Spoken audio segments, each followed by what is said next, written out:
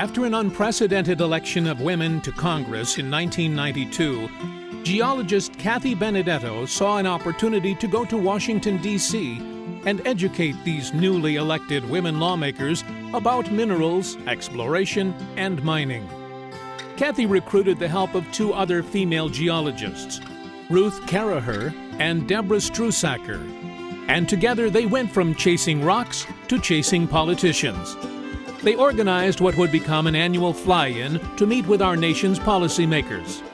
Evolving from that first fly-in in 1993, the Women's Mining Coalition, or WMC, has become an effective and dynamic advocacy group for minerals exploration and the mining industry.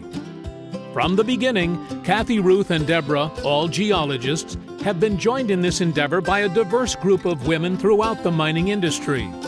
Mine mechanics, blasters, heavy equipment operators, mining engineers, and women from many other disciplines in the mining industry joined the fly-ins, along with women from related fields, such as mining equipment and parts manufacturers, and suppliers and support companies important to the industry. WMC quickly realized the coal sector had many of the same regulatory issues as hard rock mining, and involved women coal miners as well. This cross-industry strategy representing all sectors of the mining industry was and is key to the influence WMC has won.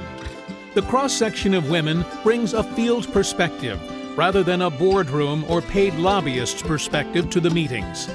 The women approach Congress as citizen advocates with first-hand industry information. In the early years, WMC members would frequently get asked by staffers and elected officials, "Are you the wife of a miner?" Responding, "No, I'm the miner," returned a look of bewilderment. They couldn't believe women worked in the mining industry, but once the dialogue started, it became immediately apparent these women miners knew what they were talking about. In addition to technical knowledge and expertise, WMC members bring a woman's unique perspective, detail-oriented nature, and problem-solving skills that help them present complex information in layman's terms. They know how to provide the framework and context for the subject so it becomes truly relevant for the legislators and their constituents. WMC has had a tremendous impact on the mining industry. Early on, they were instrumental in rallying legislators to reject an onerous bill to change the 1872 mining law. Their efforts, in partnership with the National Mining Association and many regional and local trade associations, played a vital role in passing a national energy policy in 2005. More recently, they have helped advance the industry's interests on key issues, including mountaintop mining, abandoned mines, critical minerals, waters of the U.S., and CERCLA 108B bonding for hard rock mining. Due to their experiences in dealing with regulatory issues every day, the women of WMC are especially powerful in relaying how modern mining regulations provide effective environmental protection and why the mine permitting process needs to be streamlined.